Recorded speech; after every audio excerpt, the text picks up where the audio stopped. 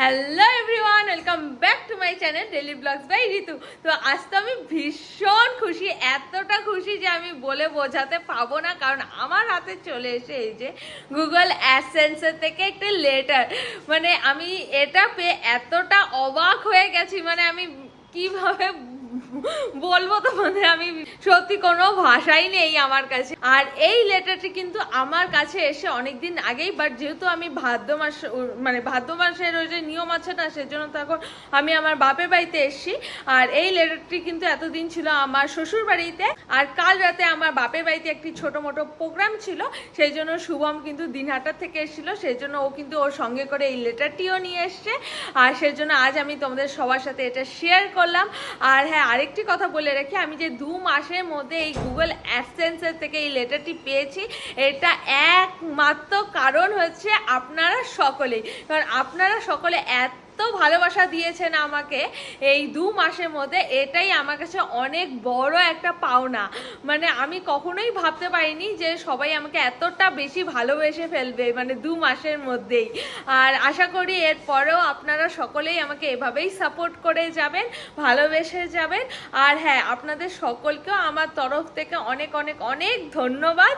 আর আজকে যেহেতু আমার হাতে এই লেটারটি চলে এসে, সেজন্য আমি আজ আমার মাকে নিয়ে এক জায়গায় ঘুরতে যাব। আর কোথায় যাব না যাব সব কিছুই এই ব্লগে শেয়ার করব। আর হ্যাঁ, আরেকটি কথা বলে রাখি, যেখানে আজকে আমরা ঘুরতে যাচ্ছি সেখানে কিন্তু বাঘ, ভাল্লুক, সাপ, অনেক ধরনের পাখি, অনেক কিছুই আছে। তো আশা করি তোমরা সবাই বুঝতেই পারছো আমি কোন জায়গার কথা বলছি। হ্যাঁ, ঠিকই তো পেরেছো, আমি কিন্তু চিড়িয়াখানার কথা বলছি। আর যেখানে আজকে যাচ্ছি সেটা কিন্তু আমাদের বাড়ি থেকে মোটামুটি এই 40 মিনিটের মতন লাগে, যেখানে আমি অনেক আগে গেছিলাম, তারপরে আর যাওয়া হয়নি। তো যাই হোক, আমি জানি না এখন সেখানে বাঘ আছে না ভালুক আছে নাকি কি অবস্থায় আছে ওই জায়গাটা। তো আজকে যাব আর গিয়ে তোমাদের সব কিছু ডিটেলসে দেখাবো। তো চলো প্রথমে ব্লগটিকে শুরু করি। তো দেখো, ফাইনালি আমরা কিন্তু সবাই উঠে পড়েছি। আর ওটা কিন্তু আমার বৌদি, যার যাওয়ার কোনো মানে ঠিক ছিল না, পরে শেষে কনফার্ম হলো সবাই আমরা একসাথে যাচ্ছি আজকে বাঘ ভাল্লুক দেখতে। সেই মজা হচ্ছে। আর সামনে দেখো এই পুচকিটাকে, দেখো পুচকিটা কি বিটলা, ও বাবা। চলো এখন যাই, গিয়ে দেখি ওখানে কি কি আছে। আমার তো খুবই এক্সাইটেড ফিল হচ্ছে, অনেকদিন পরে যাচ্ছি না সেজন্য।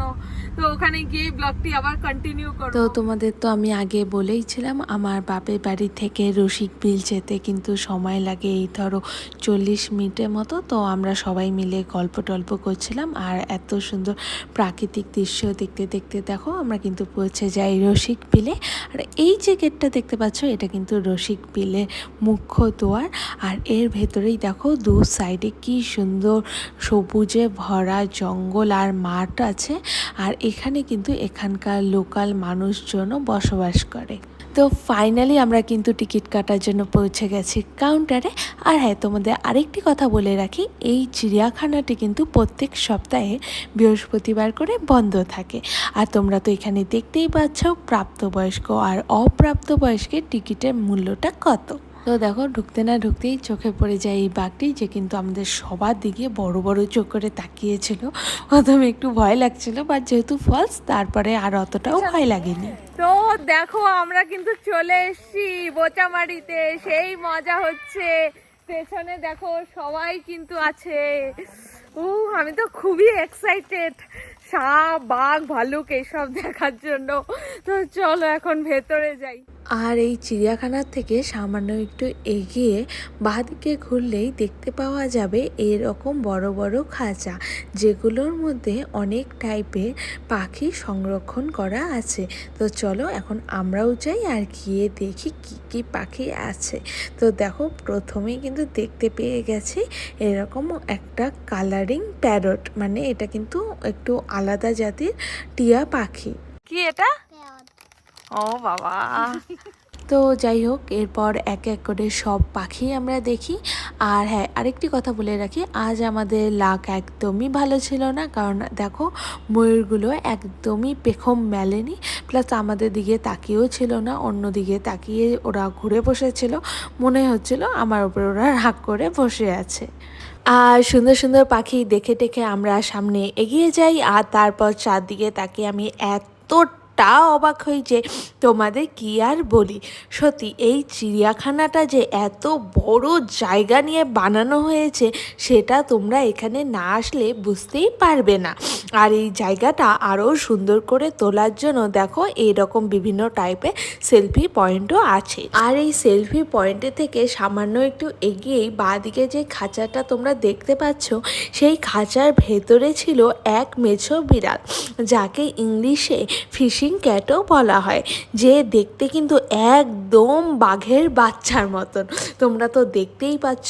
আর আমার মা বৌদিরা তো মানে কোনোভাবেই বিশ্বাস করতে চাচ্ছিল না যে এটা বিড়াল, তারাও বলছিল এটা নিশ্চয়ই কোনো বাঘই হবে। আর মেছো বিড়াল দেখে আমরা সবাই সামনের দিকে এগিয়ে যাই। আর আজ আমার লাক কিন্তু অতটাও খারাপ না যতটা আমি ভেবেছিলাম, কারণ আজ কিন্তু আমি দুটো কুমির দেখেছিলাম, তাও আবার একসাথে।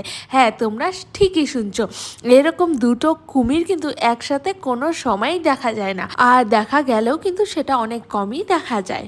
আর এই কুমিরের পাশেই কিন্তু আছে এইরকম অজগর সাপের খাঁচা, আর অজগর সাপটি যেহেতু একদম ভেতরের দিকে ছিল, তোমরা তো দেখতে পাচ্ছ আমি অ্যারো দিয়ে দিয়েছি, ওইখানে ছিল, তাই আমি সাপটিকে কিন্তু ক্যামেরায় সেভাবে ফোকাস করতে পারছিলাম না। আর তোমরা যে যাই বলো ভাই, আমার কিন্তু সাপকে অনেক বেশি ভয় লাগে, এমনকি বাঘ ভাল্লুক এদের থেকেও বেশি ভয় লাগে। আর এখন আমরা যেই ব্রিজের উপর দিয়ে যাচ্ছি, সেই ব্রিজের নিচে কিন্তু রয়েছে একটি জলাশয়, মানে একটি ছোট্ট পুকুর। এখন তো এই পুকুরটি নোংরা হয়ে গেছে, কারণ এখানে ঠিকঠাক যত্ন নেওয়া হচ্ছে না, বাট এক সময় কিন্তু এখানে বোর্ডিংও করা যেত। আর এখন যেহেতু পর্যটকরা এখানে অতটাও আসে না, সেই জন্য এখানকার মানুষেরা বোর্ডিং করা বন্ধ করে দিয়েছে। আর বৃষ্টি পার হলেই কিন্তু চোখে পড়বে এরকম ছোট ছোট খাবারের দোকান। তো দেখো এখন তো বসে পড়েছি, খুব গরম লাগছে এখানে, প্রচণ্ড গরম। ভেবেছিলাম তো ওয়েদারটা খুব সুন্দর, ঘুরে আসি, বাট এখানে এসে যা গরম লাগছে, চুল টুল বেঁধে ফেললাম, অনেক কিছু তো দেখলাম।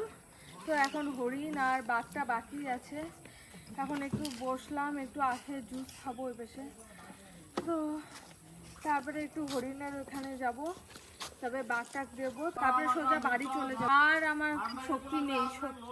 আর আজ রোদ না থাকলেও যা গরম পড়েছিল, ভাগ্যিস এই ঘোলটি তখন খেয়েছিলাম, না হলে কিন্তু আমি ভিডিও বানানোর শক্তি একদমই পেতাম না। আর তারপর আমি এমন একটি জিনিস দেখে এতটা মুগ্ধ হয়ে গেছিলাম যে তোমাদের কি আর বলি। তো এতক্ষণে তোমরা তো বুঝেই গেছো আমি কি দেখে মুগ্ধ হয়ে গেছিলাম। হ্যাঁ, তোমরা ঠিকই ধরতে পেরেছো, আমি এক দল হরিণকে দেখে প্রচণ্ড পরিমাণে অবাক হয়ে গেছিলাম। প্রথমে তো আমি ভাবছিলাম এগুলো স্ট্যাচু, তারপর একটু জুম করে দেখি না, সবগুলোই নড়ছে, মানে ঘাস খাচ্ছে। তো যাই হোক, এরকম ফার্স্ট টাইম আমি লাইফে দেখলাম এতগুলো হরিণ, তাও আবার একসাথে।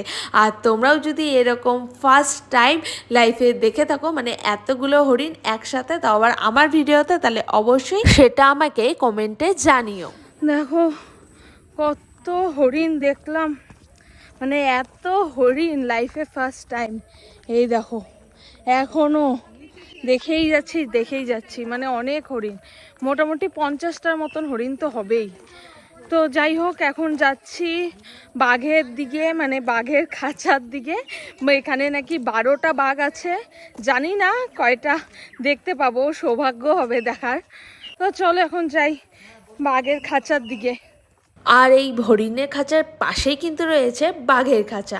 আর এই চিড়িয়াখানায় যতগুলো খাঁচা আছে সেগুলোর মধ্যে কিন্তু বাঘের খাঁচাটি সব থেকে শক্ত আর সব থেকে মজবুত। আর এই খাঁচার সামনেই কিন্তু রয়েছে সিমেন্টের বানানো এক বাঘের স্ট্যাচুও। আর তারপর বাঘকে দেখে আমার এতটা খারাপ লাগছিল যে কি আর বলি, কারণ বাঘ কিন্তু আজ মন খারাপ করে এক টিউবের ওপর অনেকক্ষণ শুয়েছিল। অনেকবার ডাকাডাকি করার পরেও বা বিভিন্ন টাইপের শব্দ বার করার পরেও কিন্তু বাঘ একদমই আমাদেরকে পাত্তা দিচ্ছিল না। তারপর যাই হোক অনেকবার ডাকাডাকি করার পর কিন্তু বাঘ একটু আমার দিকে তাকিয়েছিল। তারপর যখন দেখলো যে আমরা আবার মানুষরাই তাকে দেখতে এসেছি, তারপর কিন্তু সে পুনরায় মুখ ঘুরিয়ে আবার শুয়ে পড়ে। আর হ্যাঁ, আমরা কিন্তু সবাই আজ একটি বাঘ দেখেছি, আর বাকি 11টি বাঘ কোথায় আছে সেটাও একমাত্র ভগবানই জানে, আমরা কিন্তু দেখিনি। আর বাঘ দেখে আমরা সবাই কিন্তু চিড়িয়াখানা থেকে বেরিয়ে পড়ি। আর হ্যাঁ, তোমাদের আরেকটি কথা জানিয়ে রাখি, তোমরা প্রথমে যে টিকিট কাউন্টারটি দেখেছো ওটার একদম ডান সাইডে মানে ডান দিকে আছে গাড়ি পার্কিং করার জায়গা, কারণ গাড়ি কিন্তু ভেতরে একদমই ঢুকতে দেয় না, বাট যারা লোকাল মানুষ তারা কিন্তু বাইক নিয়ে ঢুকতে পারে। ফাইনালি দেখো আমরা কিন্তু গাড়িতে উঠে পড়েছি, এখন বাড়ি যাচ্ছি।